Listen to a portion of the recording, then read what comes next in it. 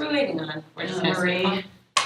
Well, Not skip one, but like, Well, we're not going. Jen is not coming, she's already turned hers in, she videotaped hers. Okay. Good thing she videotaped it, she was 26 yeah, minutes. and then just wear the mic. She's It's 26 directional. minutes? Yeah, It's directional, because and it's she like had 30 pointed something towards your mouth. slides, I don't know how many slides you have, but Was that like I, 11? yeah, I'm like, what? Yeah.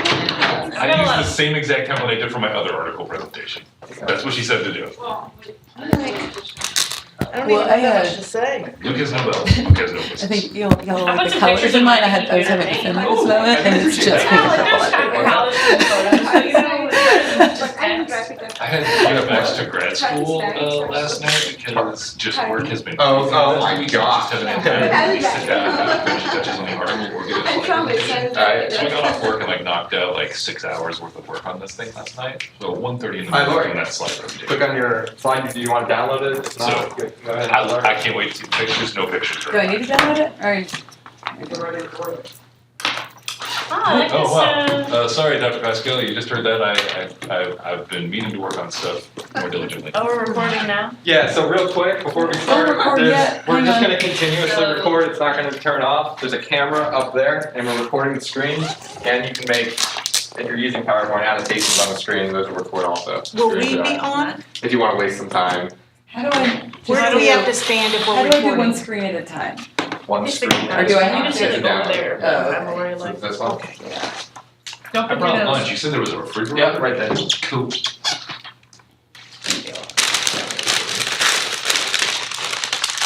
Anybody know if she's had her baby? Oh, I don't know.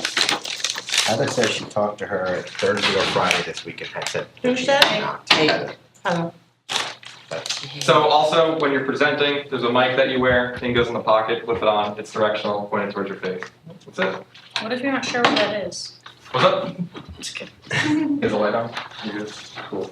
And this picks up your questions if you have them, there's a mic up there also. Very cool PowerPoint background there. Thank you. That's some of my student artwork from when I was Marie's in calling, class. can I pick up your phone? Yeah. Hello, Miss Marie. It's Sam.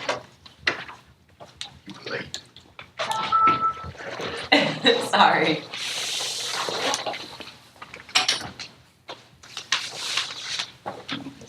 I think we're just adding other meeting.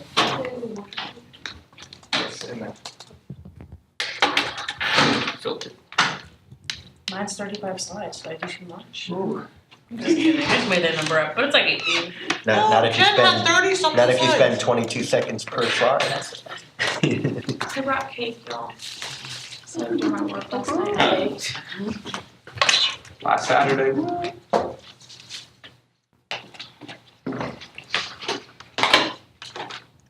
Let's go, Benadryl.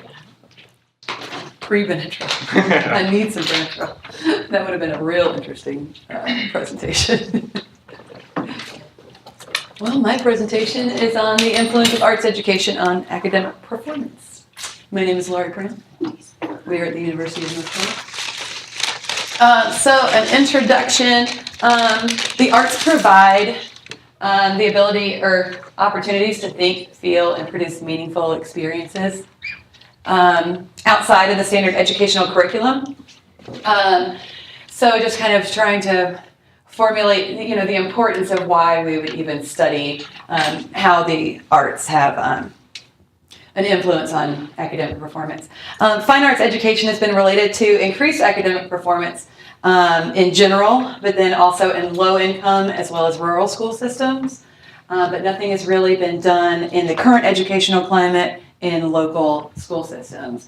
Art creation has been linked to academic functioning in special needs classrooms as well as general education populations, improved frustration tolerance, social functioning skills, increased conflict resolution skills.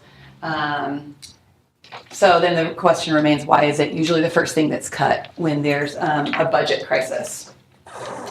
So public school curriculum is increasingly focusing on the core areas, quote, core of English language learning or ELA, and math. So a lot of money and a lot of attention is being spent on those two categories, and then everything else kind of falls by the wayside. You do have the push for STEM and also STEAM, which is going to include technology and science and sometimes art. But really those two core pieces are ELA and mathematics, so all the attention's going there. Meaning that arts are going to be an additive or a resource, which is what they're called in the school systems a lot of times. Arts education under Common Core state standards, or CCSS, and Race to the Top creates a one-size-fits-all curriculum where you really want to put everyone in the same boat, whereas we know that every person is individual and they're going to have their own individual needs and interests. So Marshall here very recently called for arts educators to challenge thinking that leads to this marginalization, but also really to push for them to find a way to tie that stronger academic performance to what they're actually doing in their classroom, rather than kind of staying in their hole and just doing their art thing, really trying to promote their ability to communicate those benefits. So the purpose of my study was to examine the differences, if any, in academic performance in a current local school system. And I wanted to look at visual art and music. I wanted to bring in some music, even though we know my heart is with visual art. In middle school students that have varying level of quality arts education. So in this study, and I'll talk about it in a little bit, that quality piece, the best way that I could measure it on paper was really looking at the experience of the art teachers and music teachers over anything else. Because I don't have access to like their ratings, you know, for observations and stuff like that. So the additional purpose of the study was to determine the significance, if any, of a high quality arts education access in relation to how they were doing academically. And I looked specifically at 6 urban public middle schools in Southeast United States. So for the purposes of this study, when I talk about arts plural education, it's going to be visual art education and music education. Quality arts education, again, is going to be measured in 3 different ways. One is going to indicate 1 to 3 years experience. So either a new to education teacher that's in their first 3 years, a new teacher or novice teacher. 4 to 10 years experience is going to be your pretty well experienced teacher, and this does include like content area, so art or music, not an English teacher that's come over to be an art teacher. And then the third rating was going to be that 11 plus years of experience, so you're a veteran teacher.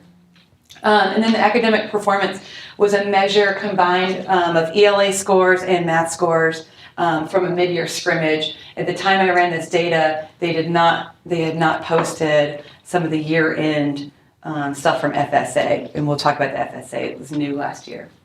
So I had 2 main research questions. What is the relationship between the amount of quality arts education access to performance, academic performance, when measured by those ELA and math scores for 7th grade students? And then what is the probability that being enrolled in high quality arts education courses will influence that academic performance? So my conceptual framework really was that art is a basic and natural activity that is an essential mode for expression. And I really believe that all students have and deserve the opportunity to find a way to express themselves, whether it's visual art, music, dance, theater, something like that. But some way to express themselves in a form of creation. So educational reform, NCLB is No Child Left Behind, which is now technically out the door, it's being replaced.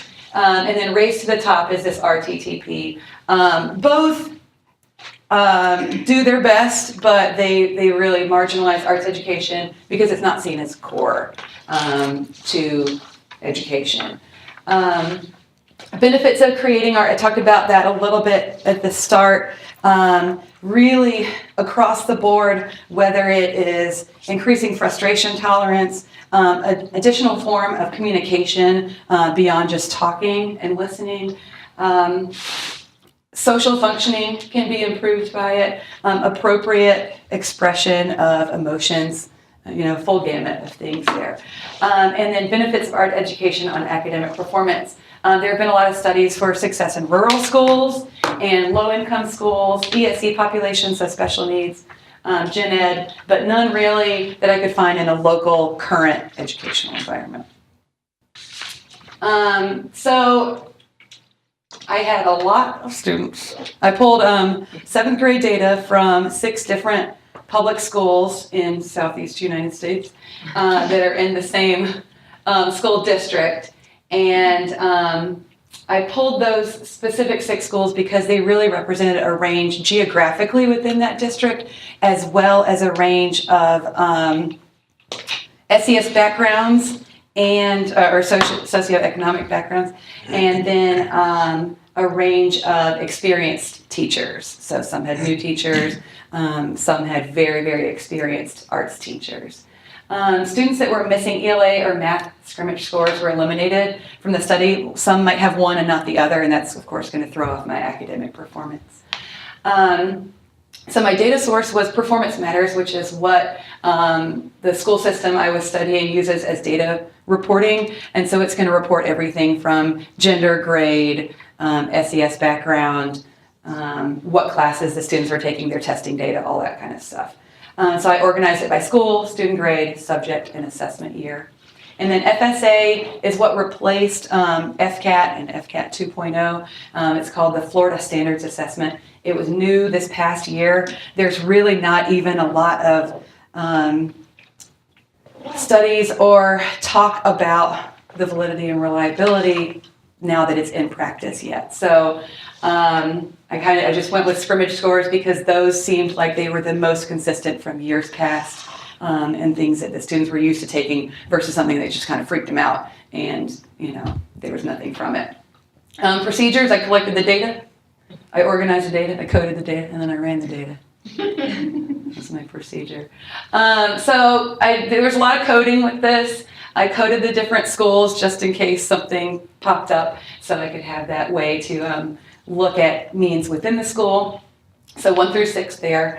The quality of arts education, I talked a little bit about. 1 was going to be a new to education teacher, a new teacher novice in their first 3 years.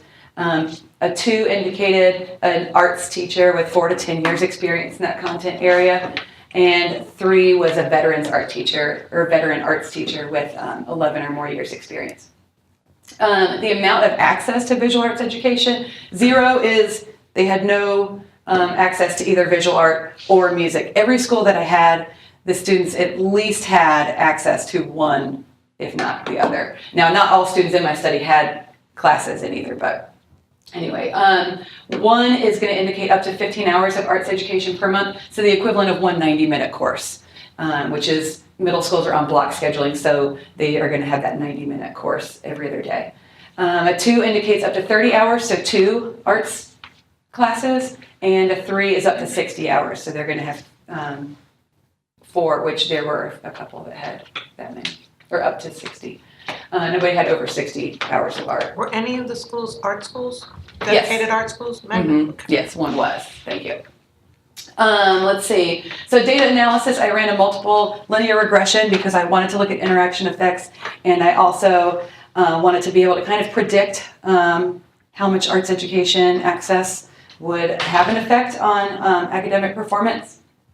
So I had 1 dependent variable that was the combined ELA and math scores. And then my independent were the school of instruction, the level of quality arts education, and the amount of access. And my interaction effects were the level of visual art education, so that teacher experience multiplied by the amount of visual arts access, same thing for music. So some of my findings, the mean that popped up for the math and ELA combined scores was 68.71 across all of the participants, with a pretty large standard deviation of 22.63. So they were kind of all over the board. Let's see, and then the numbers for the means here are kind of funny because you remember they were anywhere between 1 and 3 for a lot of those. So that's not really telling me a huge amount other than at most of the schools, they had at least an experienced 4 to 10 year experienced teacher at most of the schools that were there. And then the level of music education was also pretty good. So some experienced teachers for the most part in those schools. And then the amount of music education access was a little bit more across all levels. But then when you look at the interaction effect, the music folks kind of pulled ahead. So I had some good significance values for the level of music education, so the quality of the teaching there according to the years they used or they had worked, and then this thing's going crazy. And then the amount of visual art access and the amount of music It's a access. It's a touch screen. Dang it. Don't look at that. Okay. It's not I'm saving myself for the surprise. So both of those, or those three, you can't touch it, really had a significant value on, or a significant relation to that outcome or to that dependent variable. And then it's blocked a little bit, but the other main one was the level of music education and the interaction with that music access also had a really significant value. So a lot of good relations being indicated here. And then the other part I was looking at was the R square and the adjusted R square. My numbers are a little low there, but if you think about it with education, there are so many different variables that go into influencing academic performance that around 18%, and can't be too upset about that. I would say in future studies, trying to control a little bit more for some of those additional variables would be beneficial. But again, Lonnie asked about the arts magnet. One of the schools was an arts magnet that is dedicated to the arts. So some of my data there was skewed because I'm only looking at visual art and music, but that school also offers dance, theater, and several other arts areas that weren't within this study. So where those students might have shown zeros to access to arts education, they likely had other areas that they were working within in the arts. So what was the relationship between these things for my first research question? There were statistically significant relations between being enrolled in visual art or music courses and that higher academic performance. So that was good for my study. And then there was statistically significant relation between having access to quality music educators, more so than with the visual art educators. And then my interaction effects showed some significance there too. What is the probability that being enrolled in a high quality arts course will influence academic performance?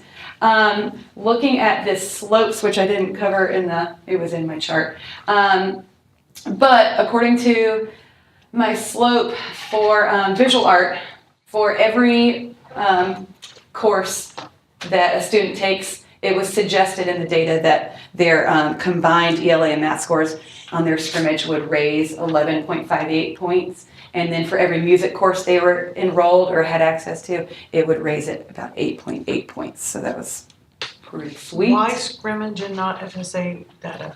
Because when I pulled this, the FSA data was not pulling up. Gotcha. Yeah. Look for, so for my future research, I would say look for a way to access academic growth, measuring it with arts-related test data and not ELA and math. Unfortunately, that's not possible at this time because the EOCs or the end of course exams are kind of all over the map. And when I tried to look at those for this data, students were so transient that they would only have one of the two scores at the beginning of the year, not the end, or they clearly had switched to several different arts areas during the year where they had a lot of pre-tests and no post-tests. So again, why I had to use that scrimmage versus an arts-related course test. I'd like to also study populations over multiple years of access to high-quality arts education rather than just one standalone year, but that's quite a long study. There's a longitudinal action there. And then I'd also like to expand the study of arts education to include those dance and theater pieces because there are schools that offer those as well. And again, there are at least two of the schools that I studied that have at least one, if not both of those arts areas that I just didn't study within this. So some of my data would have been skewed there. Let's see. And then really the call beyond this is to put this research into action where you're getting this message out to large amounts of administration and people that are in charge of really planning the educational curriculum. Because yes, this research is being done, but then we still have the issue of the arts being cut as soon as there's a budget cut. So you gotta get vocal to the arts people. There's some references. Any questions?